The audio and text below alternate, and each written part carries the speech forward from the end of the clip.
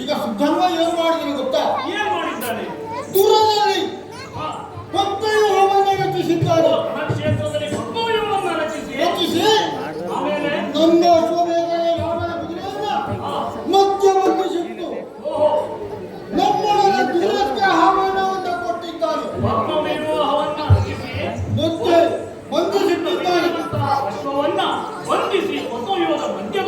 ಬಂಧಿಸಿಟ್ಟಿದ್ದಾನೆ. ಈಗ ಆಹ್ವಾನ ಕೊಟ್ಟಾಗಿದೆ. ಆದರೆ ಏನು ಮಾಡೋಣ?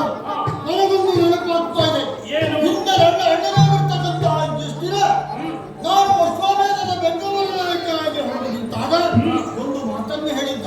ಏನಂತ ತಿಳಿದ್ರೆ ಅರ್ಜುನ, ಯಾವುದೇ ಕಾರಣಕ್ಕೂ ಶ್ರೀಹರಿಯ ಭಕ್ತರಲ್ಲಿ ಸಂಘರ್ಷ ಆದರೆ ಏನು ಮಾಡೋಣ? ಹರಿಯ ಭಕ್ತರಲ್ಲಿ ಸಂಘರ್ಷ ಮಾಡುವಂತಹ ಅನಿವಾರ್ಯತೆ ನಮ್ಮ ಪಾಲಿಗೆ ಬಂದಿದೆ. ಅದಕ್ಕಾಗಿ ನಿಮ್ಮಲ್ಲಿ ಕೇಳುತ್ತಾ ಇದ್ದೇನೆ, ಈ ಪದ್ಮಹವನದಲ್ಲಿ ಬಂಧಿಸುವಂತಹ ಕೂದಲನ್ನು ಬಿಡಿಸುವುದು ಹೇಗೆ, ಈ ಬಂದಿರುವಂತಹ ಸಂಘರ್ಷವನ್ನು ತಡೆಯುವುದು ಹೇಗೆ ಎನ್ನುವುದನ್ನು ತಿಳಿಸಿದ ಮಕ್ಕಳೇ. ಇಂದು ಕುಲ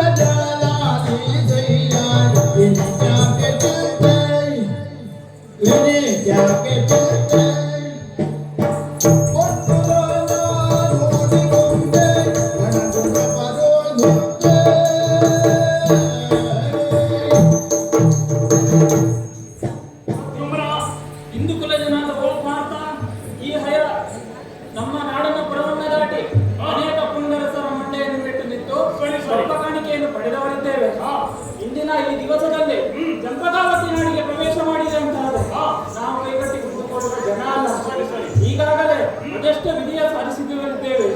ಮಾತ್ರ ಅಲ್ಲ, ವಿಜಯದ ಜೊತೆಗೆ ನಾನಿರುವಾಗ ನನ್ನ ತಂದೆಯವರೇ ಹೇಳಿದ್ದು, ಹರಿಭಕ್ತರೊಳೆಂದಿಗೂ ಕಾಳಗವನ್ನು ಎಸಗಿದಿರು ಎನ್ನುವುದಾಗಿ. ಅದು ನನಗೂ ನೆನಪಿದೆ. ಆದರೆ ಅನಿವಾರ್ಯಕ್ಕೆ ಯುದ್ಧ ಮಾಡುವ ಸಂದರ್ಭ ಬಂದಿರುತ್ತದೆ. ಈ ಪ್ರತಿಜ್ಞೆ ನಿಮ್ಮೊಡನಿರುವಾಗ ಈ ಯುದ್ಧದ ವಿಷಯದಲ್ಲಿ ನೀವು ಚಿಂತಿಸುವುದು ಬೇಡ. ನನಗೆ ಅಪ್ಪಣೆಯನ್ನು ಕೊಡಿ. ಅಪ್ಪಣೆಯನ್ನು ಕೊಟ್ಟಂತ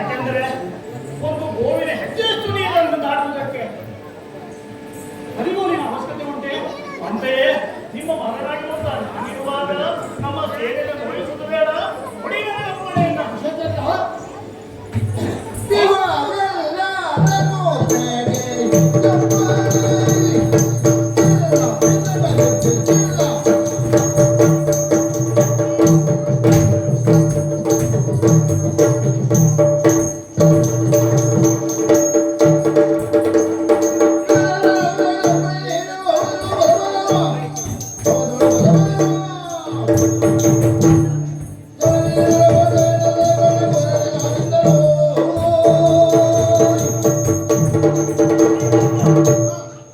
ಮಗನಾಗಿರುವಂತಹ ನಾನಿರುವಾಗ ನಮ್ಮ ಸೇನೆಯನ್ನು ನೋಯಿಸುವುದು ಸರಿಯಲ್ಲ. ಹೊಂದಿರುವಂತಹ ಆ ಸುಧನ್ವನನ್ನ ರಣಕ್ಷೇತ್ರದಲ್ಲಿ ಭಾಗವಹಿಸಿ ಕರದನ್ನು ಎಳೆತಂದು ಅವನಿಂದ ಕಪ್ಪಟಾಣಿಯನ್ನು ಸಹ ಪಡೆದು ಕುದುರೆಯನ್ನು ಎಬ್ಬಿಸಿಕೊಂಡು ಹೋಗುತ್ತೇನೆ. ಒಡೆಯ ಪಡೆಯನ್ನ ಪಾದಮುಳುಕುವ ನೀರಲ್ಲಿ ಹರಿಯುವುದು ಬೇಡ ಎನ್ನುವುದು ಎಲ್ಲರಿಗೂ ಗೊತ್ತು. ಅದು ನಿನಗೂ ಗೊತ್ತು, ನನಗೂ ಗೊತ್ತು. ನಾವು ಹೇಳುತ್ತಿರುವುದು ಹಾಗಲ್ಲ. ಪತ್ನಿ ಹೊಲದಲ್ಲಿ ಬಂಧಿಸತಕ್ಕಂಥ ಕುದುರೆಯನ್ನ ಬಿಡಿಸಿ ತರುವುದು ಹೇಗೆ ಅಂತ ನೀವು ಯೋಚಿಸುವಂತಹ ಅವಶ್ಯಕತೆ ಇಲ್ಲ. ನಿಮ್ಮವರಾಗಿರುವಂತಹ ನಾನಿರುವಾಗ ನೀವು ಯೋಚಿಸುವ ಅಗತ್ಯವೇ ಇಲ್ಲ. ಒಡೆಯುವ ಪಡೆಯನ್ನ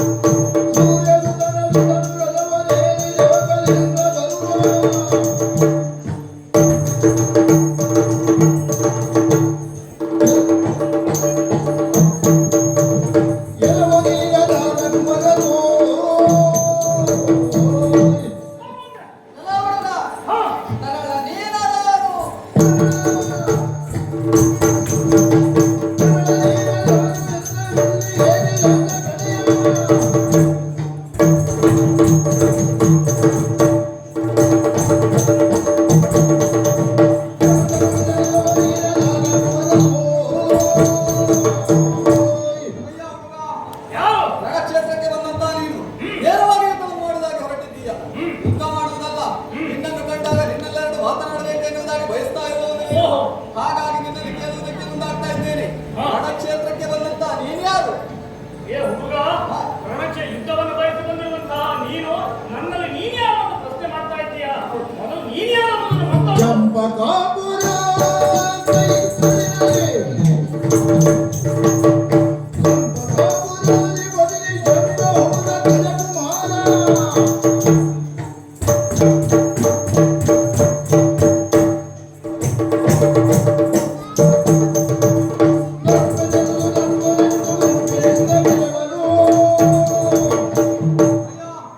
ನನ್ನ ಪರಿಚಯವನ್ನು ಕೇಳುವುದಕ್ಕೆ ಮುಂದಾಗ್ತಾ ಇದ್ದೀಯ.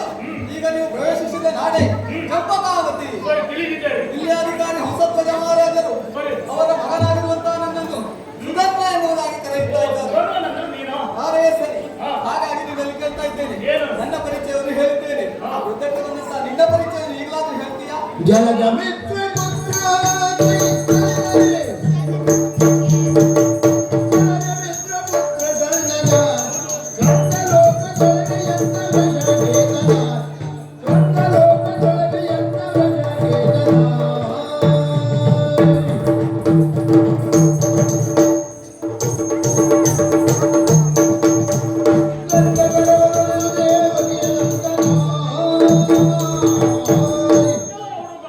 ನೀವು ಸುಧನ್ವನ ಎನ್ನುವುದು ನನಗೆ ಅರ್ಥವಾಯಿತು.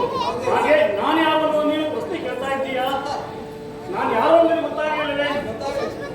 ಸೂರ್ಯ ಸುತ್ತನಾಗಿರುವಂತಹ ಸೂರ್ಯನ ಮಗನ ಸೂರ್ಯ ಸುತ್ತನಾಗಿರುವ ಗರುಡನ ಮಗ ನಾನು ವಶಕ್ಕೆ ತಿಳಿದ್ರೆ ನಾನೇ.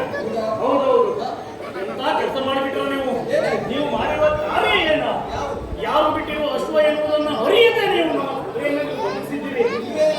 ಕುದುರೆಯನ್ನ ಬಂಧಿಸುವಾಗ ಆ ಕುದುರೆಯನ್ನ ಪೂಜಿ ಬಿಟ್ಟಿರುವಂತಹ ರಾಜ ಮಹಾರಾಜು ಯಾರು ಎನ್ನುವುದನ್ನು ನೀವು ಯೋಚಿಸಬೇಕಿತ್ತು. ಯೋಚಿಸಿದ್ದೇನೆ. ಓಹೋ, ಸಾಮಾನ್ಯದವರು ನೀನು ತಿಳಿದ ಹಾಗೆ ಸಾಮಾನ್ಯದರು ಪೂಜಿ ಬಿಟ್ಟಿರುವಂತಹ ಅಷ್ಟು ಅಲ್ಲ ಅದು. ಅಲ್ಲ ಅಂತ ಗೊತ್ತು. ಹಸ್ತಿನಾವತಿಯ ಸಾಮ್ರಾಟರಾಗಿರುವಂತಹ ಯುಧಿಷ್ಠಿರ ಮಹಾರಾಜ ಪೂಜಿ ಬಿಟ್ಟಿರುವಂತಹ ಅಶ್ವ ಅದು. ತಿಳಿದಿದ್ದೆ. ಆ ಅಶ್ವದ ಬೆಂಗಾಲಿ ಬಂದಿರುವ ವ್ಯಕ್ತಿ ಯಾರು ನೀವು ಬಲೆಯ? ಮೂರು ಲೋಕದ ಗಂಡು ಎನಿಸಿಕೊಂಡಿರುವಂತಹ ಪ್ರಜ್ಞೆಯಲ್ಲಿ ಪ್ರತಾಪ ಎನಿಸಿಕೊಂಡಿರುವಂತಹ ಭಾರತ ಸೇನಾಧಿಪತಿಯನ್ನು ವಹಿಸಿಕೊಂಡು ಕುದುರೆಯ ರಕ್ಷಣೆಗಾಗಿ ಬಂದಿದ್ದಾನೆ. ಅವನೇನು ಸಾಮಾನ್ಯದವರನ್ನು ಭಾವಿಸಿದ್ದೀಯಾ? ಒಂದು ಮಾತು ಇಲ್ಲ. ಏನು? ಅವ ಯಾರು ಏನೆನ್ನುವುದಾಗಿ ತಿಳಿದೇ ಅಶ್ವವನ್ನು ಕಟ್ಟಿದ್ದವು.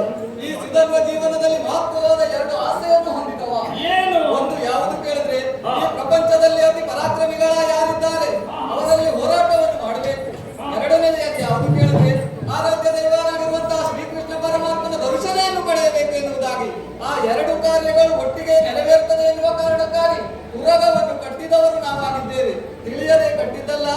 ಹೀಗೆ ಕಟ್ಟಿದ್ದು. ಓ ಹುಡುಗ, ನೀನು ಊಹಿಸುವುದು ಸರಿ. ಕ್ಷತ್ರಿಯ ವೀರನಾದವನಿಗೆ ರಣಕ್ಷೇತ್ರದಲ್ಲಿ ಮಡಿ ಇಲ್ಲವೇ ಅಡಿಯ ಮುಂದಿಡೆ ಸ್ವರ್ಗ, ಅಡಿಯ ಹಿಂದಿಡೆ ನಾರಕ ಎನ್ನುವಂತ ಗಾದೆಯನ್ನು ನಾನು ಸಹ ತಿಳಿದಿದ್ದೇನೆ. ನೀನು ಮಾಡಿರುವ ಕಾರ್ಯ ಒಪ್ಪಿಕೊಳ್ಳುತ್ತೇನೆ. ಆದರೆ ಮಾತ್ರ ಯಾರು ತ್ರಿಮೂರ್ತಿಗಳಲ್ಲೇ ಒಬ್ಬನಾಗಿರುವಂತಹ ಪರಶಿವನಲ್ಲಿ ಕಾದಾಡಿ ಅವನನ್ನೇ ಮೆಚ್ಚಿಸಿ ಅವನಿಂದಲೇ ಪಾಶುಪಶಾಸ್ತ್ರವನ್ನು ಪಡೆದಿರುವಂತಹ ಆ ವ್ಯಕ್ತಿ ಆತ. ಅಂಥವನಲ್ಲಿ ನೀನು ಗುರವನ್ನು ಬಯಸಿ ನೀನು ಬಂದೆ ಅಂತಾದ್ರೆ ನಿನಗೆ ಬದುಕು ಅನ್ನೋದು ಉಂಟೇನೋ? ಅದಕ್ಕಾಗಿ ಹೇಳ್ತಾ ಇದ್ದೇನೆ ಹುಡುಗ, ನೀನಿನ್ನು ಬದುಕಿ ಬಾಳಬೇಕಾದಂತಹ ವ್ಯಕ್ತಿ. ರಥ ನಮ್ಮೊಡನೆ ಯುದ್ಧ ಮಾಡಿ ಸಾಯಬೇಡ. ಕೊಟ್ಟಿರುವಂತಹ ಕುದುರೆಯನ್ನು ಬಿಟ್ಟು ಸಪ್ಪಟ ಮಣಿ ಮುಖಿಯನ್ನು ಕೊಟ್ಟು ನಮ್ಮ ಪಾದಕ್ಕೆ ಮಣಿದಂತಾದ್ರೆ ನಮ್ಮ ಚಿಕ್ಕಪ್ಪ ನಿನ್ನನ್ನು ರಕ್ಷಿಸುತ್ತಾನೆ.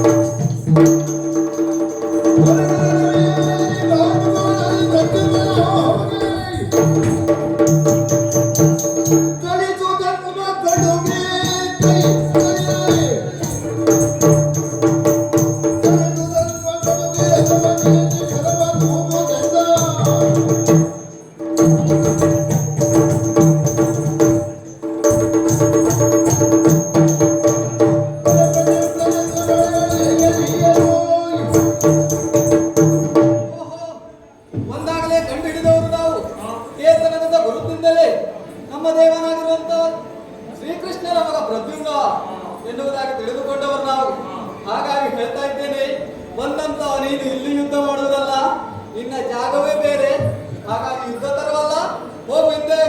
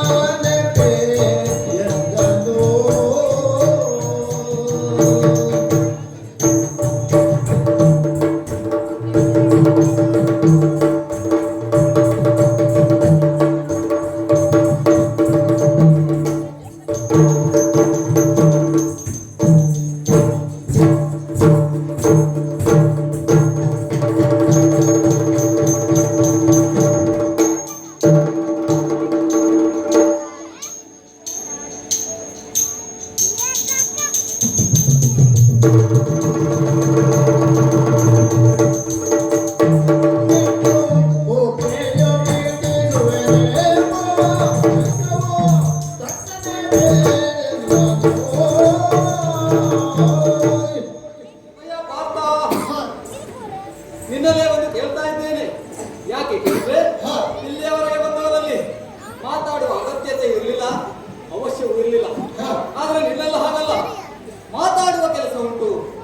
ಯಾಕೆ ಕೇಳು, ಈ ಪ್ರಪಂಚ ಮುಖದಲ್ಲಿ ಹಾ, ಹಲವಾರು ಜನ ಆಳ್ವಿಕೆ ಮಾಡಿದ್ದಾರೆ, ಹೌದು.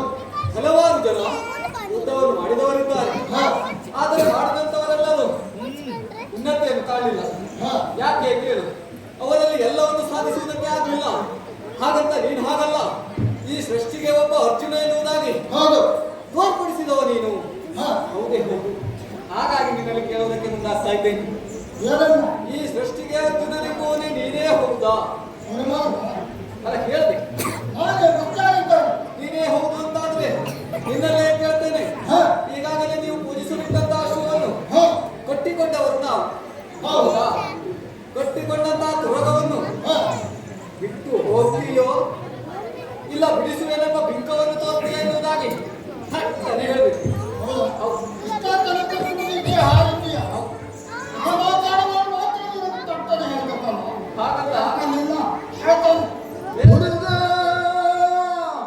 ನೀನು ನಿನ್ನ ಬೆಳಗಿನ ನುಡಿಯ ಕಟ್ಟಿರು ಸೋಮದಿಂದ ತಪ್ಪಿದ ತತ್ವದಲ್ಲಿ ಕುತಕ ಕೈಯ ಕೈಯ ತತ್ವದಲ್ಲಿ ಕುತಾರಿ ತತ್ವದಲ್ಲಿ ಕುತಕ ಕೈಯ ಕೈಯ ತತ್ವದಲ್ಲಿ ಕುತಾರಿ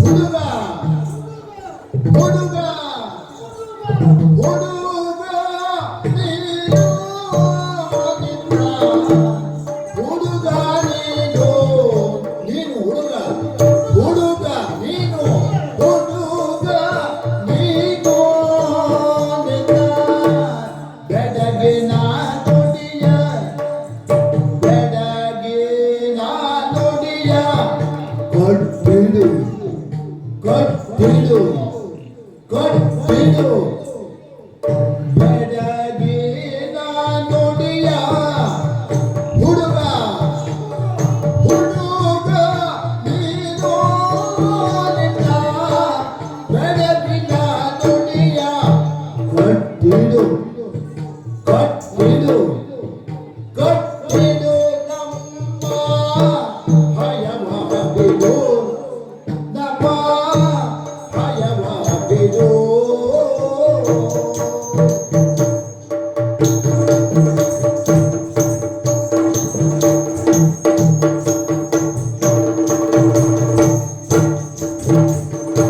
ಪಡೆಯನ್ನು ಕೊಂಡು ಪಡೆಯನ್ನು ಕೊಂಡು ನಮ್ಮೊಡನೆ ತೆರಳು ನಮ್ಮೊಡನೆ ತೆರಳು ನಮ್ಮೊಡನೆ ತೆರಳು ಒಡಗೊಂಬೆ ಒಡಗೊಂಬೆ ಧನವ ಕೊಡು ಒಡಗೊಂಬೆ ಧನವ ಕೊಡು ಧನವ ಕೊಡು ಧನವ ಕೊಡು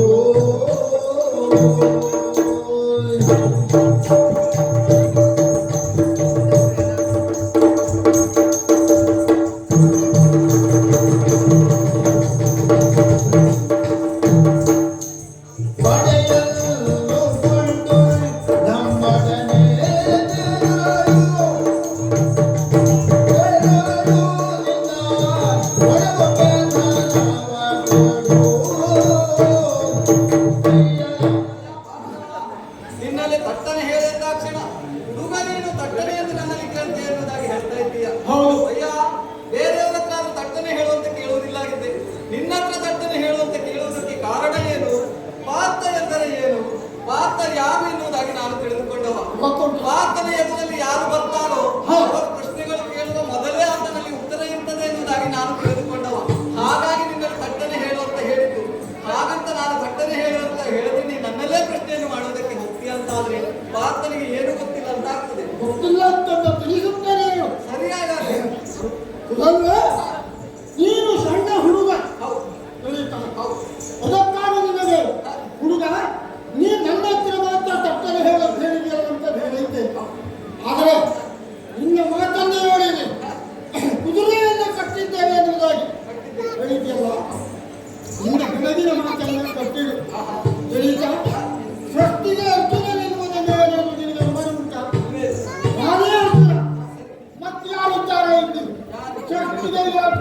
ಷಷ್ಠಿಗೆ ಅರ್ಜುನ ಹೇಳ್ತಾನೆ. ಅದಕ್ಕೆ ಹೇಳಿದ್ದಲ್ವಾ, ಸೃಷ್ಟಿಯಲ್ಲಿ ಯಾರು ಮಾಡದ ಕಾರ್ಯವನ್ನು ಮಾಡಿ ತೋರಿಸುವುದಾಗಿ ಅರ್ಜುನ ಎನ್ನುವುದಾಗಿ ಮೊದಲೇ ಪೀಠಿಕೆ ಹೇಳಿದರು. ಅರ್ಜುನ ಎನ್ನುವರು ಇದ್ದಾರೆ, ಲೆಕ್ಕಾಚಾರವಿದ್ದಾರೆ. ಯಾರು? ನಾಗಾರ್ಜುನ, ಕಾರ್ತಿವೀರ ಅರ್ಜುನ ಎನ್ನುವರು. ಅದರಲ್ಲಿ ಷಷ್ಠಿಗೆ ಅರ್ಜುನನಾಗಲಿಕ್ಕೆ ಅದನ್ನೇ ಹೇಳಿ ಅದರಿಂದ ನಿನ್ನಲ್ಲಿ ಕೇಳ್ತಾ ಇದ್ದಾರೆ. ಏನು ಗೊತ್ತಾ, ಈಗ ನೀನು ನಮ್ಮೊಡನೆ ಒಡಗೂಡಿಕೊಂಡು ನಿನ್ನ ಸೇನೆಯಿಂದ ಒಡಗೂಡಿಕೊಂಡು ನಮ್ಮೊಡನೆ ಮುನ್ನಡೆಯಬೇಕು. ಬೆಳೀತಾ ಕುದುರೆಯಿಂದ ಬಿಡಬೇಕು, ತಪ್ಪ ಕಾಣಿಕೆಯಿಂದ ಕೊಡಬೇಕು. ಅಷ್ಟೇ ಕೊಡು ಇಷ್ಟೇ ಕೊಡು ಕೇಳಬೇಕು. ಅದೇ ಕುದುರೆಯಿಂದ ಬಿಟ್ಟು ಶರಣಾಗತವಾಗಬೇಕು. ಅಂದ್ರೆ ನಿನಗೆ ದುರ್ಯೋಧನ ಬಿಡಬೇಕು, ಧರ್ಮವನ್ನು ಕೊಡಬೇಕು. ಕೊಡಬೇಕು. ಅಯ್ಯ, ನಿನ್ನ ಮಾತಿಗೆ ನಾನು ಹೇಳ್ತೀನಿ.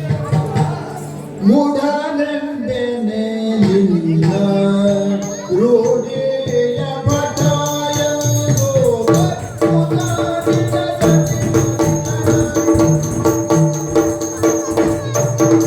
ಮೂಢ ಮೂಢ ಮೂಢನೆಂಬೆನೆ ನಿನ್ನ ಮೂಢನೆಂಬೆನೆ ನಿನ್ನ ರೂಢಿಯ ಭಟಾಯಂದು ರೂಢಿಯ ಭಟಾಯಂದು ಭಟನೆಂದು ಆಡುತ್ತಿಹರು ಗೆಲರು. ಭಟಾಯಂದು ಆಡುತ್ತಿಹರು ಗೆಲರು.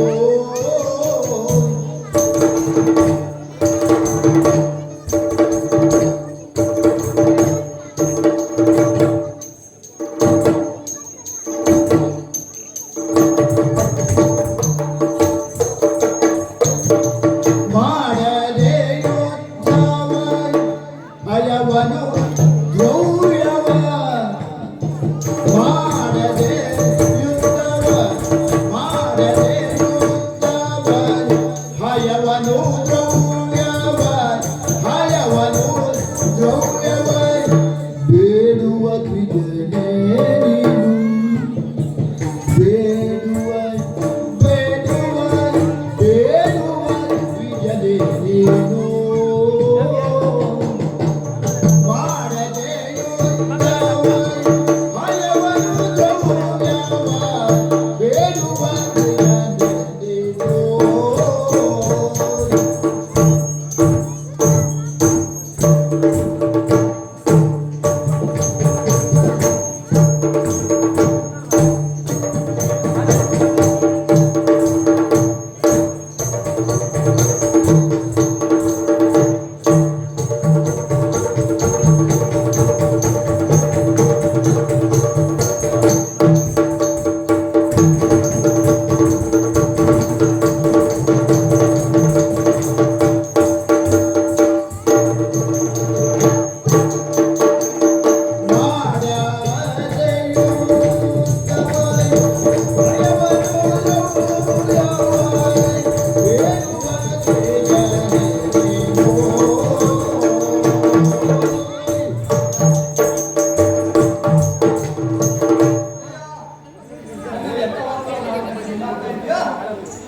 ಭಯವನ್ನು ಬಿಡು, ದ್ರವ್ಯವನ್ನು ಕೊಡು.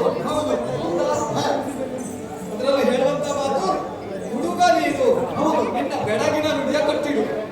ಅಯ್ಯ, ಬೆಡಗಿನ ನುಡಿಯ ನಾನು ಆಡಿದ್ದೇನೆ ಎನ್ನುವುದಾಗಿ ಹೇಳಿದಕ್ಕೆ ಮುಂದಾಗ್ತಾ ಇದೆಯಾ? ಆದರೆ ಬೆಡಗಿನ ನುಡಿಗಳು ಆಡಿದ ನಾನಲ್ಲ, ನೀನು. ಯಾಕೆ ರಣಕ್ಷೇತ್ರಕ್ಕೆ ಬಂದಂತ ನೀನು ಮಾಡಬೇಕಾದದ್ದು ಯಾವುದು ಕೇಳಿದ್ರೆ ಯುದ್ಧವನ್ನು ಕೈಗೊಳ್ಳಬೇಕಾಗಿತ್ತು, ಹೌದಾ? ಆದರೆ ನೀನು ಮಾಡುವಂತಹ ಕಾರ್ಯ ಯುದ್ಧಕ್ಕೆ ಸನ್ನದ್ಧಲಾಗಲಿಲ್ಲ. ಬೇಡುವುದಕ್ಕೆ ಮುಂದಾಗ್ತಾ ಇದೆಯಾ?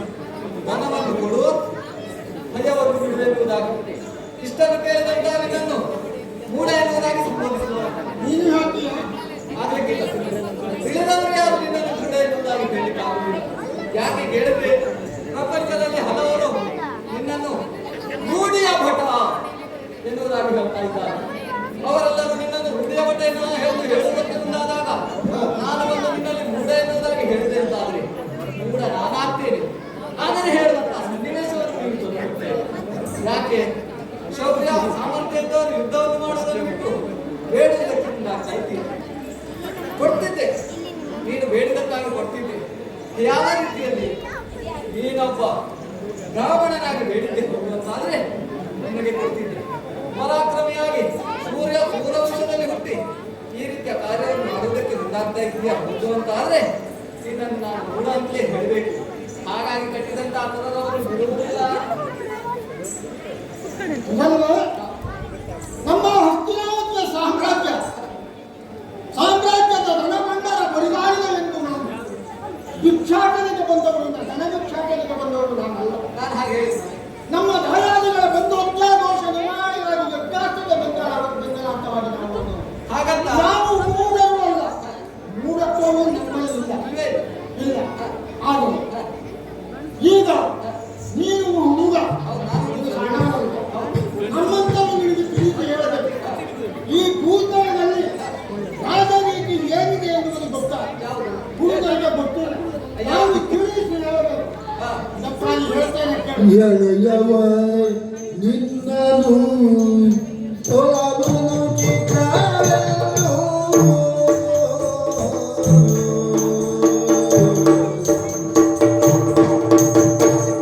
ಎಳೆಯವ ನೀನು ಎಳೆಯವ ನಿನ್ನನು ಕೊಲಲನು ಚಿತ್ತ ಎಂದು ಕೊಲ ಅನುಚಿತವೆಂದು ತಿಳಿಸಿದೆ ಮಾವನು ನಾ ತಿಳಿಸಿದೆ ಧರ್ಮವನು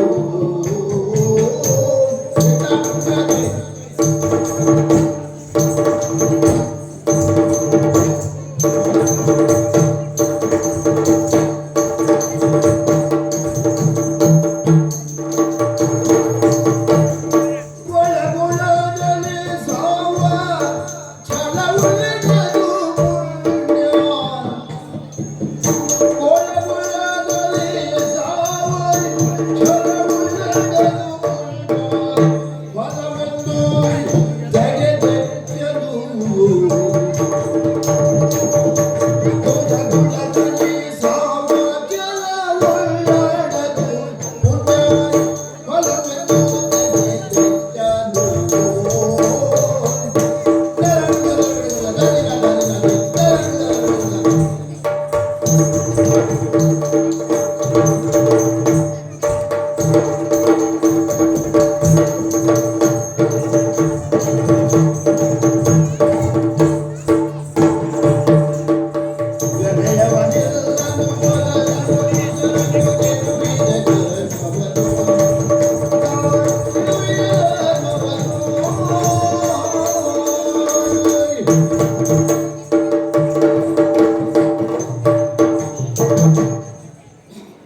ಸುರಲ್ವಾ? ಈ ರಾಜನೀತಿ ಎನ್ನುವುದು ನಿನಗೆ ಗೊತ್ತಿಲ್ಲ.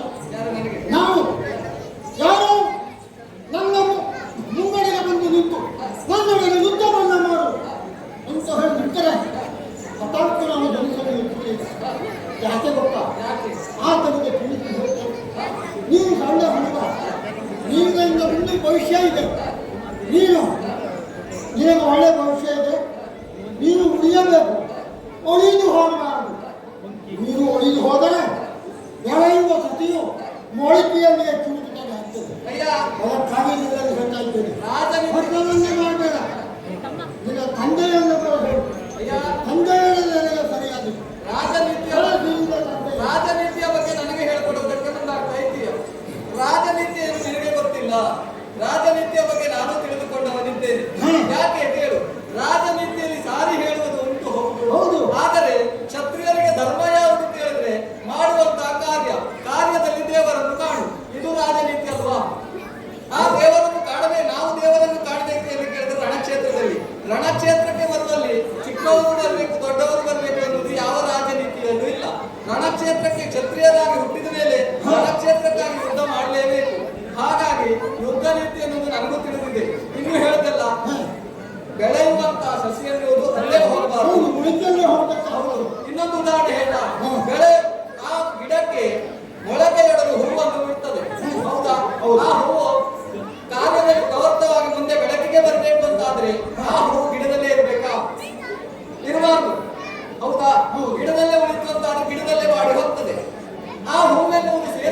ಬುದ್ಧಿಯಲ್ಲಿ ದೇವರ ಗುಡಿಗೆ, ಹೌದಾ, ದೇವರ ಗುಡಿಗೆ ಸೇರ್ಬೇಕು ಅಂತಾದ್ರೆ ನಾನು ಒಂದು ಹೂವು, ಆ ಹೂವೆನ್ನುವುದು ದೇವರ ಗುಡಿಗೆ ಸೇರ್ಬೇಕು ಅಂತಾದ್ರೆ ನಮಗೆ ದೇವರು ಯಾವುದು ಕೇಳಿದ್ರು ರಣಕ್ಷೇತ್ರ. ಆ ರಣಕ್ಷೇತ್ರ ಎನ್ನುವ ದೇವರ ತಲೆಯಲ್ಲಿ ಹೂವೆನ್ನುವ ನಾನು ಹೋಗಿ ಬೀಳ್ಬೇಕು ಬಿಟ್ರೆ ನೀವು ಬಿಡುವಂತ ಗಿಡದಲ್ಲೇ ಮೂಡಿ ಹೋಗಿ ಹಾಳಾಗುವ ಹೂವು ನಾನು ಆಗ್ಲಿಕ್ಕಿಲ್ಲ. ಹಾಗಾಗಿ ರಾಜನೀತಿ ಏನೆನ್ನುವುದನ್ನು ನಾನು ಬಹಳಷ್ಟು ತಿಳಿದುಕೊಂಡಿದ್ದೇನೆ. ಈಗ ಹೇಳಿದ್ರಲ್ಲ, ತಂದೆಯನ್ನು ಕರೆಸಿಕೊಡಿ ಎನ್ನುವುದಾಗಿ, ತಂದೆಯನ್ನು ಕರೆಸಿಕೊಳ್ಳೋದು ನಾನಲ್ಲ, ನೀವ್ಯಾರು ಕರೆಸಿಕೊಳ್ಳೋದು? ಮೌನ ಮೌನದ ಕರೆಸೋದು ಇದ್ದರಿದರೆ.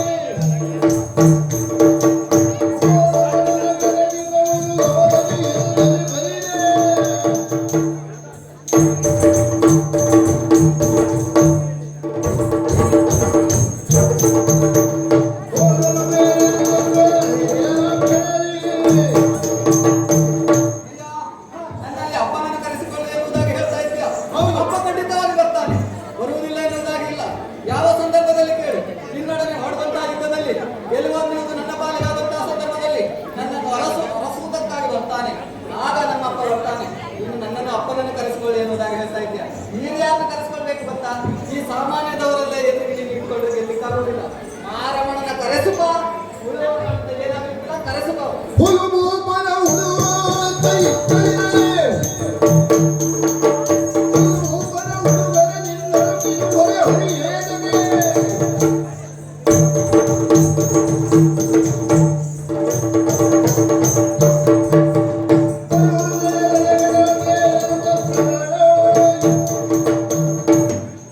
ಇದಲ್ವಾ? ನೀನು ಒಂದು ಹುಳುಮೂಪನ ಹುಡುಗ, ಕೃಷ್ಣನನ್ನು ಕಳಿಸಿದ್ರೆ ಮಾತ್ರ ನಿನಗೆ ಜಯ ಸಿಗ್ತದೆ ಅಂತ ನೀನು ಹೇಳ್ತಾ ಇದ್ದೀಯ. ಹೇ, ನಿನ್ನನ್ನು ಗೆಲ್ಲುವುದಕ್ಕೆ ನಾನು ಶ್ರೀಹರಿಯನ್ನು ಕರೆಸಬೇಕು. ಯಾವನ್ನ ಇದೋ ನನ್ನ ಬಗ್ಗಡಿಕೆಯಲ್ಲಿರ್ತಕ್ಕಂಥ ಬಾಣದ ಜಯಗಾತಿಯನ್ನು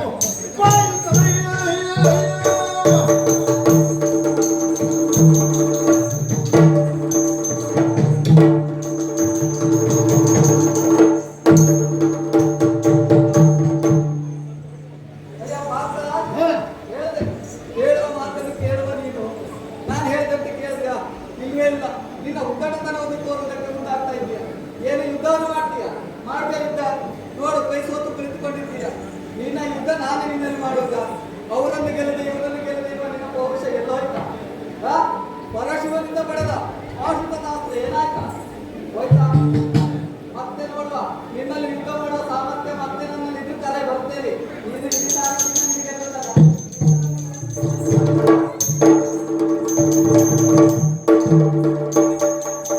ದೇವ ಕೃಷ್ಣ ನೀನು ನಮ್ಮ ಭಾವನೆಯನ್ನು ನಂಬಿ ಜಗದಿ.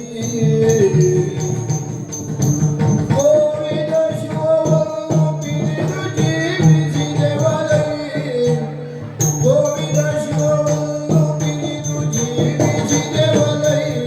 ಮುಂದೆ ಇಳಿರೋದಿಯೊಡನೆ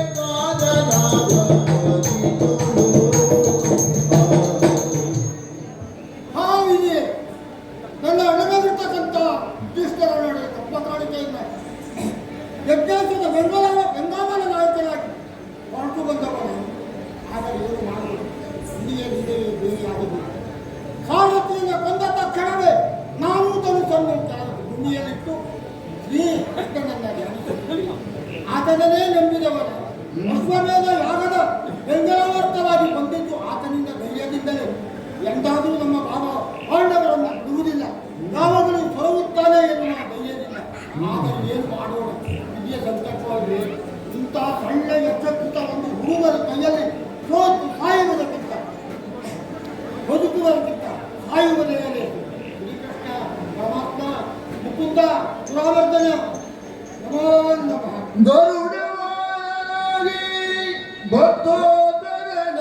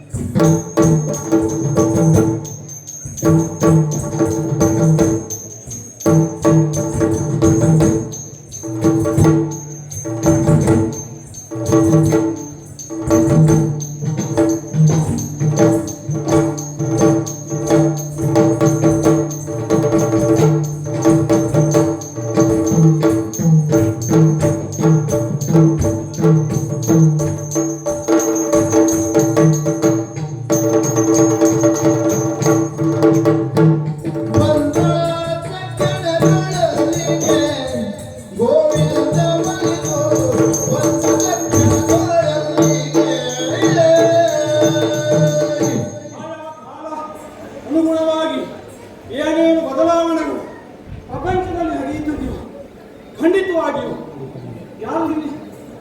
ಯಾರಿಂದಲೂ ತಿಳಿಯಲು ಸಾಧ್ಯವೇ ಇಲ್ಲ. ಯಾಕೆ ಒಮ್ಮೊಮ್ಮೆ ಅನಿವಾರ್ಯವಾದಂತಹ ಪ್ರಸಂಗದಲ್ಲಿ ನನ್ನ ಪ್ರವೇಶವು ಅಷ್ಟೇ ಅನಿವಾರ್ಯವಾಗಿರುತ್ತದೆ. ಈಗ ನೋಡಿದರೆ ಭಕ್ತರಲ್ಲಿ ಸಂಘರ್ಷ, ಇದನ್ನು ನೋಡಿದಂತಹ ನಾನು ನೇರವಾಗಿ ಧರ್ಮರಾಜನಿಂದಲೇ ಹೋದೆ. ಅವನು ಕಂಗಾಲಾಗುವ ಹಾಗೆ ಮುಖಭಾವವನ್ನು ಹೊಂದಿ ಇದ್ದಿದ್ದಾನೆ. ಕುಂತಿತನ ಎರಡೂ ಕಣ್ಣುಗಳಲ್ಲಿ ಧಾರಾಕಾರವಾಗಿ ನೀರನ್ನು ಸುರಿಸ್ತಾ ಇದ್ದಾಳೆ. ಅಂತಹ ಕೃತಿಯನ್ನು ಧರ್ಮರಾಜನನ್ನು ಸಮಾಧಾನ ಪಡಿಸುವುದರ ಮುಖೇನವಾಗಿ ನೇರವಾಗಿ ಪಾರ್ಥನಲ್ಲಿ ಬಂದಿದ್ದೇನೆ. ಹೇಳಿದ್ದಾನೆ,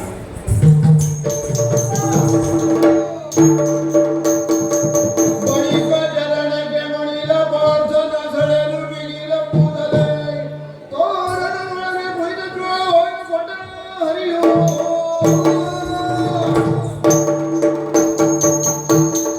ಪಾರ್ಥ, ನಿನ್ನ ಪರಿಸ್ಥಿತಿಯನ್ನು ಅವಲೋಕಿಸಿದರೆ ಸರಿಯಾದ ಸಂದರ್ಭದಲ್ಲಿ ನಿನ್ನನ್ನು ಸೇರಿದ್ದೇನೆ ಬಂದು. ಇನ್ನು ಭಯಪಡುವಂತಹ ಯಾವುದೇ ಅನಿವಾರ್ಯತೆಯೋ ಅವಶ್ಯಕತೆಯೋ ಇಲ್ಲ ಅಂತ ಭಾವಿಸ್ತೇನೆ. ಯಾಕೆ ಬಂದಂತಹ ನಾನು ಗರುಡನನ್ನು ಏರಿ ಬಂದಿದ್ದೇನೆ. ಗರುಡನ ರೆಕ್ಕೆಯ ಬೀಸುವಿಕೆಯಿಂದಾಗಿ ಇಲ್ಲಿ ಬಿದ್ದಿರುವವರೆಲ್ಲ ಪುನಶ್ಚೇತನಗೊಂಡು ಸಾವರಿಸಿಕೊಳ್ತಾ ಇದ್ದಾರೆ. ಅವರನ್ನೆಲ್ಲ ಎಬ್ಬಿಸುವುದರ ಮುಖೇನವಾಗಿ ಯಾರು ನಿನ್ನ ಸೋಲಿಗೆ ಕಾರಣ, ಅವರನ್ನ ಎದುರಿಸುವುದಕ್ಕಾಗಿ, ಅವರಿಗೆ ಮುಖಾಮುಖಿ ಆಗುವುದಕ್ಕಾಗಿ ಇದು ರಥದ ವಾಘೆಯನ್ನು ಕೈಯಲ್ಲಿ ಹಿಡಿದಿದ್ದೇನೆ. ಇನ್ನು ಮುಂದೆ ಬರುವಂತಹ ಸುಧರ್ಮ ಏನು ಮಾಡ್ತಾರೆ ನೋಡೋಣ. ನಾನು ತಿಂಗಳೆಯಲ್ಲಿ ನೀನು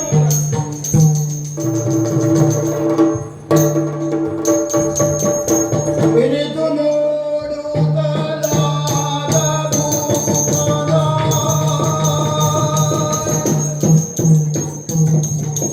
ಇಳಿದು ನೋಡುತ್ತಲಾದ ಭೂಪದ. ಗರುಡನನ್ನು ಕರೆದು ನಿತ್ಯದಿ ನನವ ಮೂರ್ತಿಯ ಗರುಡದೊಳು ಮಿನುಗು ತಿರುಳ.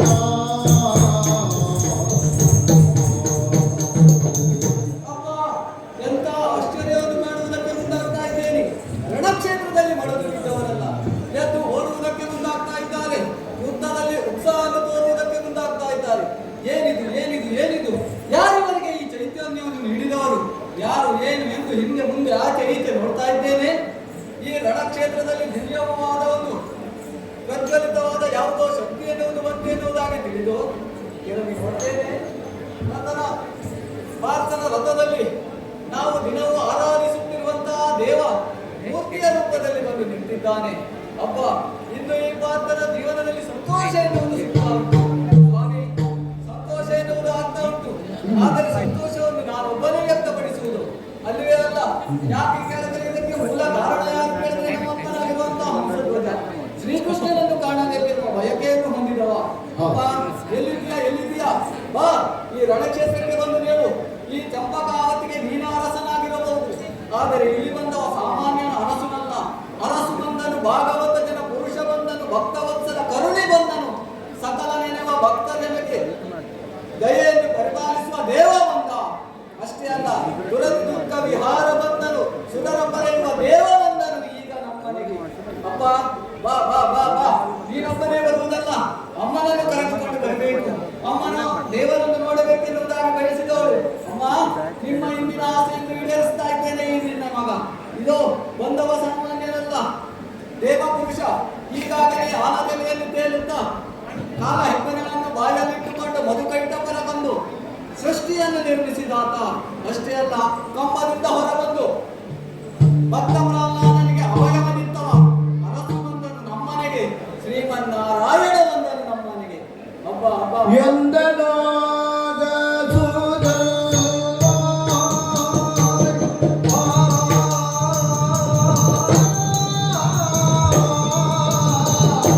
ಎಂದನಾಗ ಸುಧರ್ಮ.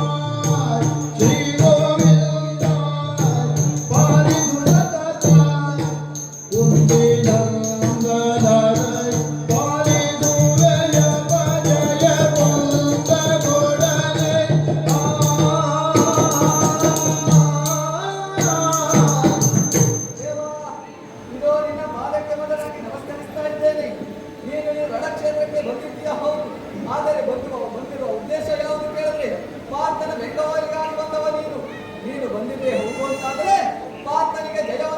ಜಯವ ಪಾರ್ಥಗೆ ಪಾಲಿಸುವೆ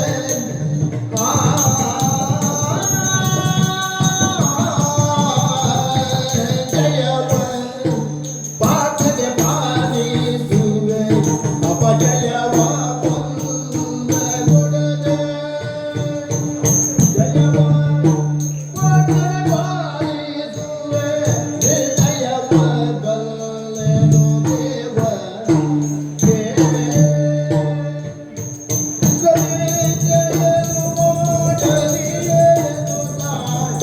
ವಿಜಯ ನೋಡಿದ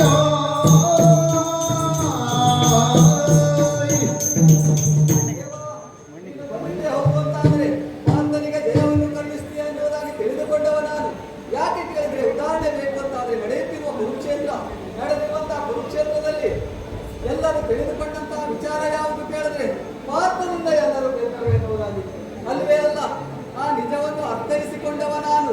ಪಾರ್ಥನ ಧನುರ್ಜೇಂಕಾರದಿಂದ ಒಬ್ಬರು ಮಡಿದವರಲ್ಲ, ನಿನ್ನ ಕರ್ತನದಿಂದಲೇ ಅಳಿದವರು ಕೆಲವರಿದ್ದಾರೆ. ಅಷ್ಟೇ ಅಲ್ಲ, ಪಾರ್ಥನ ಸಂಚಾರದಿಂದ ಯಾರು ಮಡಿದವರಲ್ಲ, ನಿನ್ನ ಕಂಡ ಸಂಚಾರದಿಂದ ಸಕಲರು ಸತ್ತವರಿದ್ದಾರೆ. ಹಾಗಾಗಿ ಅಲ್ಲಿ ನಡೆದದ್ದು ಪಾರ್ಥನ ಪೌರುಷ ಅಲ್ಲ, ನಿನ್ನ ನಿರ್ಣಯ. ಯಾರಿಗೆ ಜಯವನ್ನು ಕರುಣಿಸಬೇಕೆನ್ನುವುದಾಗಿ ನೀನು ಸಿದ್ಧಿಸಿದ್ದೀಯೋ ಆ ಜಯವನ್ನು ಅವರಿಗೆ ಕರುಣಿಸ್ತೀಯ ಎನ್ನುವುದಾಗಿ ತಿಳಿದುಕೊಂಡವ ನಾನು. ಹಾಗಂತ ಬಂದಿರುವ ಕಾರ್ಯದಿಂದ ಹಿಮ್ಮೆಟ್ಟುವವ ನಾನಲ್ಲ. ಯಾಕೆ ಹಿಮ್ಮೆಟ್ಟಿದ್ದೇ ಹೋಗುವಂತಾದರೆ ನಿನಗೆ ಅಪಮಾನ ಆದ ಹಾಗಾಗ್ತದೆ. ಯಾಕೆಂದರೆ ಮಾಡುವ ಕಾಯಕದಲ್ಲಿ ದೇವನನ್ನು ಕಾಣುವವರು ನಾವು. ಹಾಗಾಗಿ ಮಾಡುವಂತಹ ಕಾರ್ಯ ಯಾವುದು ಕೇಳಿದ್ರೆ ಯುದ್ಧ ಮಾಡುವುದಕ್ಕೆ ನಾನು ಸಿದ್ಧನಿದ್ದೇನೆ. ಪಾರ್ಥನ ಯುದ್ಧಕ್ಕೆ ಸಿದ್ಧತೆ ಹೋಗುವಂತಾದರೆ ಮತ್ತಿನ್ನೇನು ಮಾಡಲು? ಯಾವನೆಲ್ಲರೂ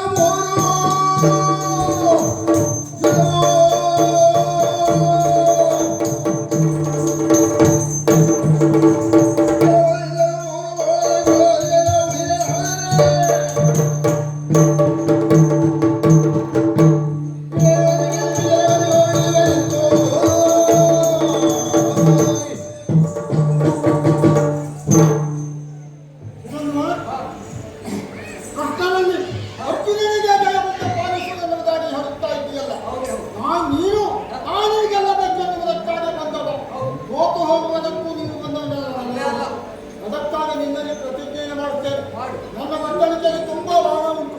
ಮೂಲ ಬಾಣದಿಂದ ನಿನ್ನನ್ನ ಕೊಲ್ಲುತ್ತೇನೆ. ಇತ್ತಗೆ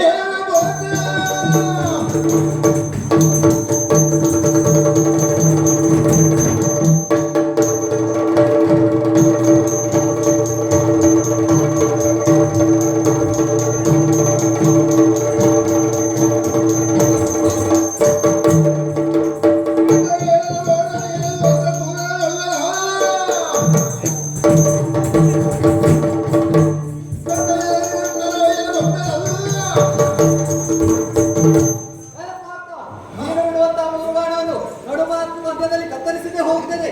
ಕೃಷ್ಣದೇವರ ಭಕ್ತನಾಗಲ್ಲ. ಮತವರಿಯದು ರಮಿಸಿ ನುಡಿದ ಭಾಷೆಯು ಜಯದ್ರತನ ಬಂದೊದಗಿದರೆ ಮತವರಿಯದು ರಮಿಸಿ ನುಡಿದ ಭಾಷೆಯು ಜಯದ್ರತನ ಬಂದೊದಗಿದಲ್ಲ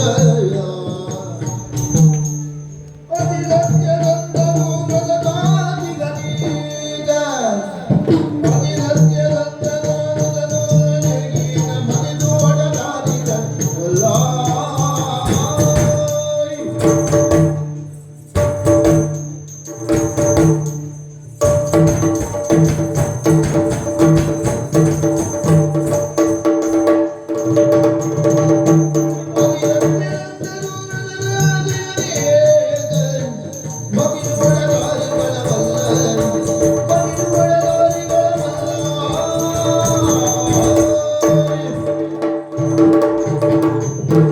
ಅರ್ಜುನ, ಕೇವಲ ಭ್ರಮಿಸಿ ಹೇಗೆ ಆಯಿತು? ಸ್ವತಃ ನಿರ್ಣಯ ಕೈಗೊಂಡು ಈ ರೀತಿಯಲ್ಲಿ ಯುದ್ಧೋನ್ಮತ್ತನಾಗಿ ಮುಂದುವರಿತಾ ಇದೆ ಎಂಬುದು ನನಗೆ ಅರ್ಥವಾಗುತ್ತಾ ಇಲ್ಲ. ಅರ್ಜುನ, ಮಾಡಿದ ಕೆಲಸ ಹೇಗಾಯ್ತು ಗೊತ್ತೋ? ಅವನಾರು ನಾನಾರು ಎಂಬ ಮತವನ್ನು ಎಣಿಸದೆ ಶ್ರಮಿಸಿ ಈ ರೀತಿಯಾದಂತಹ ನಿರ್ಣಯವನ್ನು ನೀನು ಕೈಗೊಂಡ್ಯೋ ಹೇಗೆ? ಅಲ್ಲದೇ ಇದ್ದ ಒಂದು ಕಾಲದಲ್ಲಿ ಅಭಿಮನ್ಯವನ್ನು ಕಳೆದುಕೊಂಡಂತಹ ದುಃಖದಲ್ಲಿರುವಂತಹ ನೀನು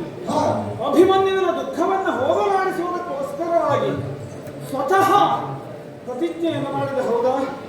ಸೂರ್ಯಾಸ್ತಮಾನವಾಗುವುದರ ಒಳಗಡೆ ಜಯದ್ರಥನ ಕಥೆಯನ್ನು ಮುಗಿಸ್ತೇನೆ. ಹೌದು. ಏನಾಯ್ತು ಅಲ್ಲಿ? ನಿನ್ನಿಂದ ಏನೂ ಆಗಲಿಲ್ಲ. ನಿನ್ನಿಂದ ಆಯ್ತಲ್ಲ. ಒಂದು ಮಾತನ್ನ ಕೇಳು ಪಾರ್ಥ. ಹಾ. ಇಲ್ಲಿಯವರೆಗೆ ನಡೆದಂತಹ ಅನೇಕ ಸಂಗ್ರಾಮಗಳಲ್ಲಿ ಹಾ. ನನ್ನ ಬೆಂಬಲ ಇಲ್ಲದೆ ಹಾ. ನಿನ್ನಿಂದ ಏನನ್ನು ಸಾಧನೆ ಮಾಡಲಿಕ್ಕೆ ಆಗಲಿಲ್ಲ ಎಂಬುದು ಅರಿವಿದ್ದು ಮತ್ತೆ ಪುನಃ ಇಂತಹ ತಪ್ಪನ್ನು ಮಾಡ್ತಾ ಇದ್ದೀಯ. ಅಲ್ಲದೇ ಇದ್ದರೆ ಹಾ. ನಿನ್ನನ್ನು ನಾನು ರಕ್ಷಣೆ ಮಾಡುವುದು ಹಾ. ಯಾಕೆ? ನಾವು ಒಂದೇ ಮುಖದ ಎರಡು ನಾಣ್ಯ ಇದ್ದಂತೆ. ಹಾ. ನರನನ್ನ ಬಿಟ್ಟು ಹರಿ ಇಲ್ಲ, ಹರಿಯನ್ನ ಬಿಟ್ಟು ನರನಿಲ್ಲ. ನರನಾರಾಯಣರಲ್ಲಿ ಅಭೇದವನ್ನು ಉಂಟು ಮಾಡಿಕೊಂಡು ಇರುವಂತಹ ನಾನು ಹಾ. ಈಗ ನೋಡಿದರೆ ನಾನು ಯಾವ ಸಮಸ್ಯೆ ಸುಳಿಯಿಂದಲೂ ಹೊರಗೆ ಬರುವಂತಹ ಯಾವುದೇ ಸಾಧ್ಯತೆಗಳು ಇಲ್ಲವೇ ಇಲ್ಲ. ಹಾಗಾಗಿ ಇಂತಹ ಕೆಲಸವನ್ನು ಮಾಡಿದೆಯಲ್ಲ ಪಾರ್ಥ, ಅವನೇನು ಸಾಮಾನ್ಯನ ಮಾತ್ರ ಭಾವಿಸಿದ್ದ. ವೀರ ವೈಷ್ಣವನಿವನು ನಿನ್ನುದಲನ ಗೀತ ವೀರ ವೈಷ್ಣವನಿವನು ನಿನ್ನುದಲನ ಗೀತ ಸಾರ ಸದ್ಭಕ್ತನಾಗಿಯನು ಸಾರ ಸದ್ಭಕ್ತನಾಗಿಯನು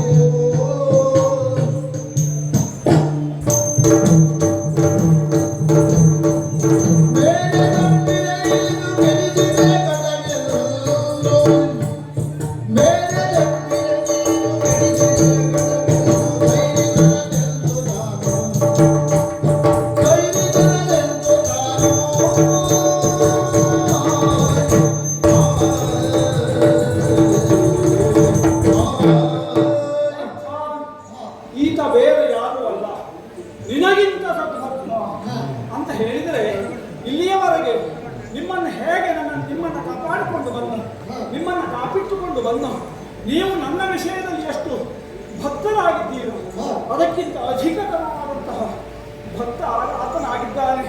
ಯಾಕೆ ಗೊತ್ತಾ?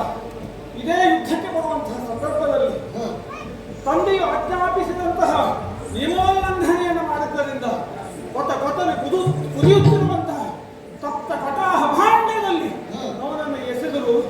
ಹರಿನಾಮ ಸ್ಮರಣೆಯಿಂದ ಪುನಶ್ಚೇತನಗೊಂಡು ಎದ್ದು ಬಂದ ಹೊರತಾನೆ ಆತ.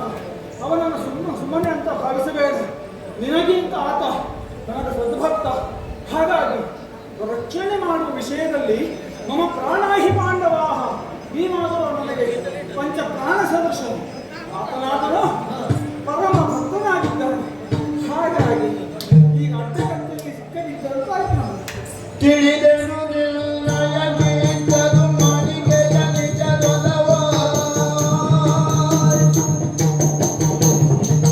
ತಿಳಿದೆನು ನಿನ್ನಯ ಗೀತದು ಮಣಿಗೆಯ ನಿಜದೊಲವ ಉಳಿಯುವುದು ಕಾಯವು ಜಗದಳು ಉಳಿಯುವು ಕೀರ್ತಿಗಳು.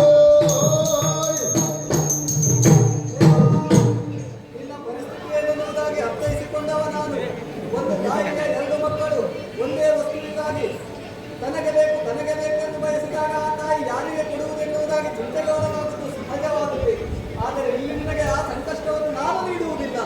ಈಗ ಆತನಿಗೆ ಜಯ ಬೇಕೆನ್ನುವುದಾಗಿ ಕೇಳಿಕೊಳ್ಳುವುದಕ್ಕೆ ಮುಂದಾಗ್ತಾ ಇದ್ದಾನೆ. ಆತನಿಗೆ ಬೇಕಾದ ಜಯವನ್ನು ಆತನಿಗೆ ಕೊಡು. ನಾನು ಮಾಡುವಂತಹ ಕಾರ್ಯ ಎನ್ನುವುದು ಯಾವ ಕಾಲದಲ್ಲೂ ಅಜರಾಮರವಾಗಿರಬೇಕು. ಹಾಗೆನ್ನುವ ಹಾಗೆ ನನಗೆ ಕರುಣಿಸು. ಯಾರಿಗೆ ಯಾವುದು ಬೇಕು ಅದನ್ನು ಕರುಣಿಸು. ಯೋಚಿಸಬೇಕಾಗುತ್ತಿಲ್ಲ. ಸಾಮರ್ಥ್ಯ ಎಂದರೆ ಯುದ್ಧ ಮಾಡಬೇಕು. ಒಲದ ಕೇಳ ಪುನರೋದಯ ಹರಿಹರಿ ಒಲದ ಕೇಳ ಪುನರೋಷ ಭರಿತನಾಗಿ ಶರವ ಕೂಡು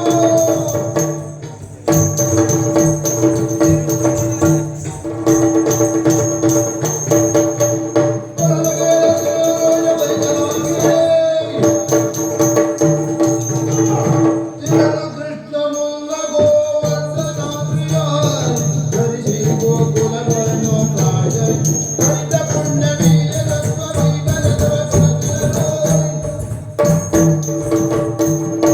ಅರ್ಜುನ, ನೀನು ಬಿಡುತ್ತಿರುವಂತಹ ಬಾಣ ಅದು ವಿಶೇಷವಾದಂತಹ ಬಾಣವಾಗಿ ಮಾತನಾಡಬೇಕು ಅಂತಂದ್ರೆ ಖಂಡಿತವಾಗಿ ಅದಕ್ಕೆ ಅವರದ್ದೇ ಆದಂತಹ ಶಕ್ತಿಯ ಜೊತೆಯಲ್ಲಿ ವಿಶೇಷವಾದಂತಹ ಕರುಣ ನನ್ನಿಂದ ಆಗಬೇಕು ಪಾರ್ಥ. ಹೌದು, ಇದು ಬಿಡುತ್ತಿರುವಂತಹ ಬಾಣದಲ್ಲಿ ನಾನು ಕೃಷ್ಣಾವತಾರದಲ್ಲಿ ಗಳಿಸಿದಂತಹ ಸಕಲ ಪುಣ್ಯಗಳನ್ನು ತಾನೇ ಎಂದಿದ್ದೇನೆ.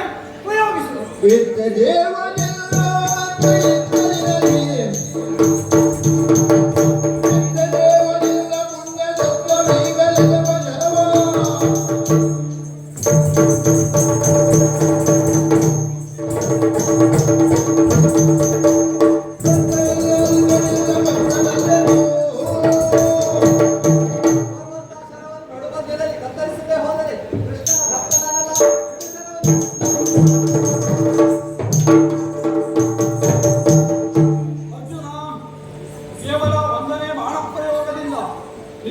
ಉದ್ದೇಶವನ್ನು ಸಾಫಲ್ಯಗೊಳಿಸಿಕೊಳ್ಳುವಲ್ಲಿ ನೀನು ವ್ಯರ್ಥನಾಗುತ್ತಾ ಇದ್ದೀಯ ಅಂಬಲ್ಲಿಗೆ ಪ್ರಥಮದಲ್ಲಿ ಬಿಟ್ಟಂತ ಅಂಬಿಗೆ ಕೊಟ್ಟಂತಹ ಪುಣ್ಯ ಎಂಬುದು ಖಂಡಿತವಾಗಿಯೂ ಸಾಕಾಗುವುದೇ ಇಲ್ಲ ಅಂತ ಭಾವನೆಗೆ ಬಂದದ್ದರಿಂದ ಇದು ನಾನು ಗೋವಳನನ್ನು ರಕ್ಷಿಸಿದಂತಹ ನನ್ನ ಕಿರುಬೆರಳಿನಲ್ಲಿ ಗೋವರ್ಧನೋದ್ಧಾರ ಮಾಡಿದಂತಹ ಪುಣ್ಯವನ್ನು ಧಾರೆ ಏರಿತಾ ಇದ್ದೇನೆ, ಪ್ರಯೋಗಿಸುವ ಬರುವಂತಹ ಜಗತ್ತಲ್ಲಿ ಕತ್ತರಿಸಲು ಹೋದರೆ ಅರುಂಧತಿ ಹೊತ್ತಿದ್ದ ಕೂಡುವಂತಹ ಸಂದರ್ಭ ಅವರನ್ನು ಕೊಂದರೆ ಯಾವ ಪಾಪ ಬರ್ತದೋ ಆ ಪಾಪ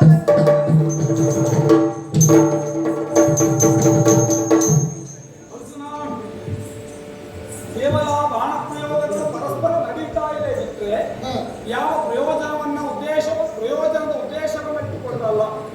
ಹಾಗಾಗಿ ಎರಡು ಬಾಣಗಳನ್ನು ಕಳೆದಿದ್ದೀಯ. ಕಳೆದ ಬಾಣ ಮತ್ತೆ ಪುನಃ ಸಿಗುವ ಸಾಧ್ಯತೆಗಳಿಲ್ಲ. ಉಂಟು, ಮತ್ತೊಂದು ಉಂಟು ಎಂಬ ಧೈರ್ಯದಲ್ಲಿಯೇ ಇದನ್ನು ಪ್ರಯೋಗಿಸಲಿಕ್ಕೆ ಮುಂದಾದೆ ಅಂತಾದರೆ ಖಂಡಿತವಾಗಿ ವ್ಯರ್ಥವಾಗಿ ಹೋಗುತ್ತದೆ. ಹಾಗಾಗಿ ಅಖಂಡವಾದಂತಹ ಇಡೀ ರಾಮಾವತಾರದಲ್ಲಿ ಗಳಿಸಿದಂತಹ ಪುಣ್ಯಗಳನ್ನೆಲ್ಲ ಈ ಬಾಣದಲ್ಲಿ ದಾರೆ ಎರೆದಿದ್ದೇನೆ. ಅಷ್ಟೇ ಅಲ್ಲ, ಇದರಲ್ಲಿ ಬುಡದಲ್ಲಿ ಬ್ರಹ್ಮನನ್ನ, ಕೊನೆಯಲ್ಲಿ ಉಮಾಮಹೇಶ್ವರನನ್ನು, ಮತ್ತೆ ಮಧ್ಯದಲ್ಲಿ ನಾನೇ ಇರ್ತೇನೆ. ಯಾಕೆ ಗೊತ್ತುಂಟ? ಬಾಣದಲ್ಲಿ ಏರುಪೇರು ಉಂಟಾದರೆ ಸಮತೋಲನ ಆಗಬೇಕೆನ್ನುವಂಥ ದೃಷ್ಟಿಯಿಂದ ಮಧ್ಯದಲ್ಲಿ ವಿಷ್ಣುವಾಗಿ ನಾನೇ ರಾರಾಜಿಸ್ತಾ ಇರ್ತೇನೆ. ಅಷ್ಟೇ ಅಲ್ಲ, ಇಷ್ಟು ಅತ್ಯಂತ ಬಲಶಾಲಿಯಾದಂತಹ ಕಣೆಯನ್ನು ಪ್ರಯೋಗಿಸುವಲ್ಲಿ ನೀನು ಆಗಬಾರದು ಎಂಬಂತಹ ದೃಷ್ಟಿಯಿಂದ ಇದು ನನ್ನ ಅರ್ಧ ಶಕ್ತಿಯನ್ನು ಕೊಡ್ತಾ ಇದ್ದೇನೆ, ಪ್ರಯೋಗಿಸಿ. ಕಂಡವಿಲ್ಲದ ಪುಂಡವನು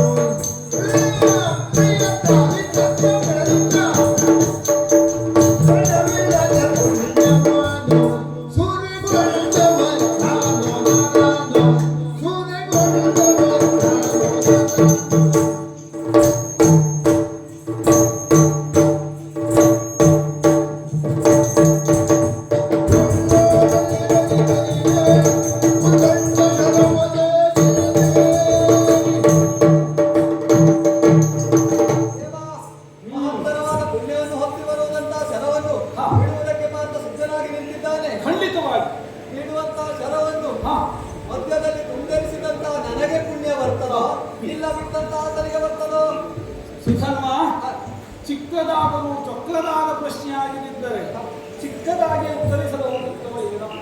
ಖಂಡಿತವಾಗಿ ಇದು ಚೊಕ್ಕದಾಗಿಯೂ ಇಲ್ಲ, ಚಿಕ್ಕದಾಗಿಯೂ ಇಲ್ಲ. ನೀನೇ ಸ್ವಲ್ಪ ಯೋಚನೆ ಮಾಡಬೇಕಿತ್ತು.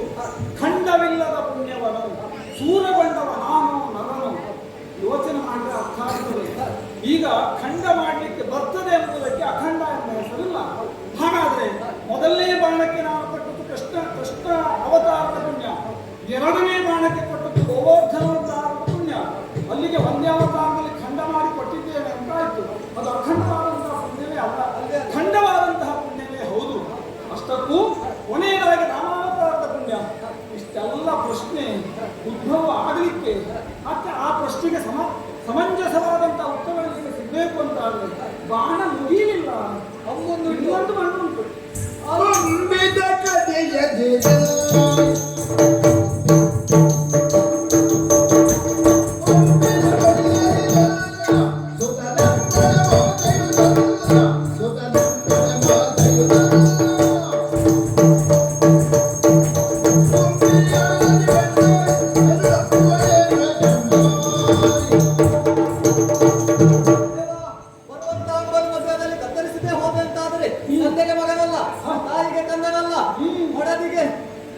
ಗಂಡನಲ್ಲ.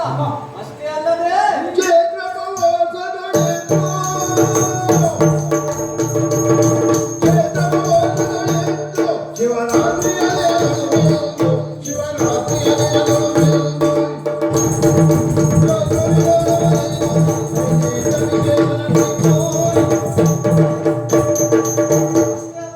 ಹರಭಕ್ತನಾದಂತಹ ಒಬ್ಬಾತ ಶಿವರಾತ್ರಿಯ ದಿನದಲ್ಲಿ ಪವಿತ್ರವಾದ ಕಾಶಿಯಲ್ಲಿ ಗಂಗಾನದಿಯಲ್ಲಿ ಸ್ನಾನ ಮಾಡುವಂತಹ ಸಂದರ್ಭ ಸ್ನಾನವನ್ನು ಮಾಡಿ ಆ ಪರಶಿವನನ್ನು ಪೂಜಿಸುವುದಕ್ಕೆ ಶಿವರಾತ್ರಿ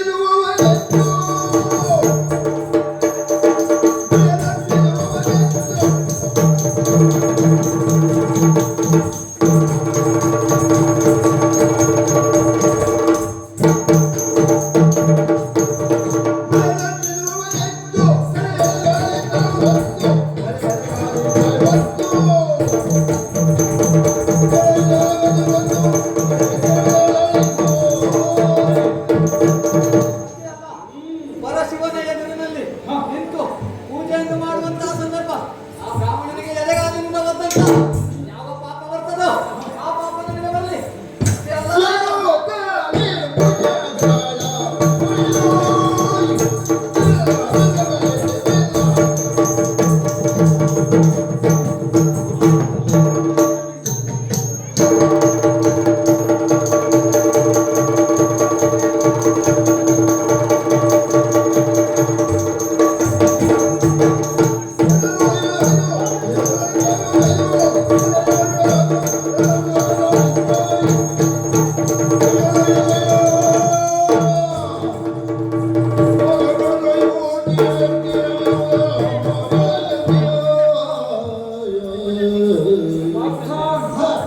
ನೋಡಿದೆಯೇನೋ?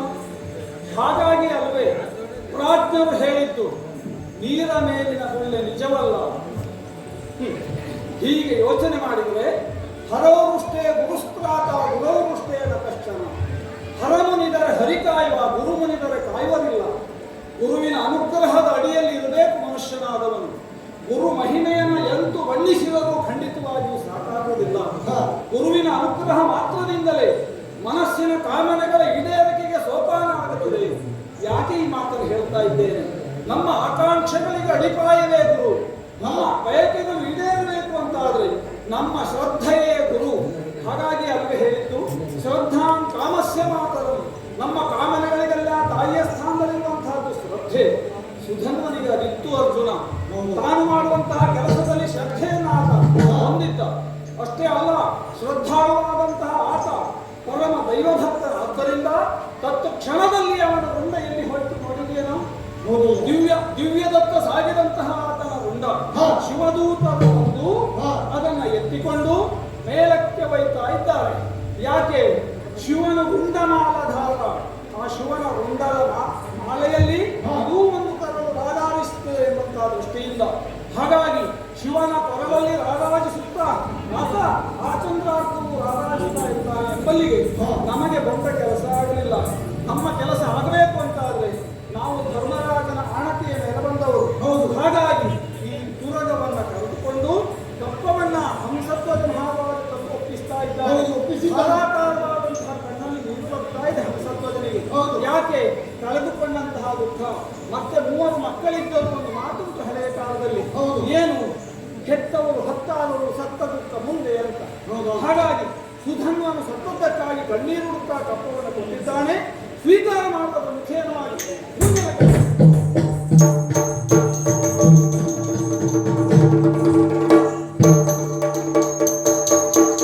ಕುಮುದ ದಡಲೋಚನೆಗೆ ಕಾಮಾರಿ ನಾಯಕಿಗೆ ವಿಮಲ ಕೋಮಲ ಗಾತ್ರವಾಣಿಗೆ ಜನ್ಮ ಮಾತೆಗೆ ಶಂಕರನ ಪ್ರೀತಗೆ ಹರಿಯವಾನ ವೇದ ಮೂಕಾಂಬೆಗೆ ಜಯ ಮಂಗಲಂ ನಿತ್ಯ ಶುಭ ಮಂಗಲಂ.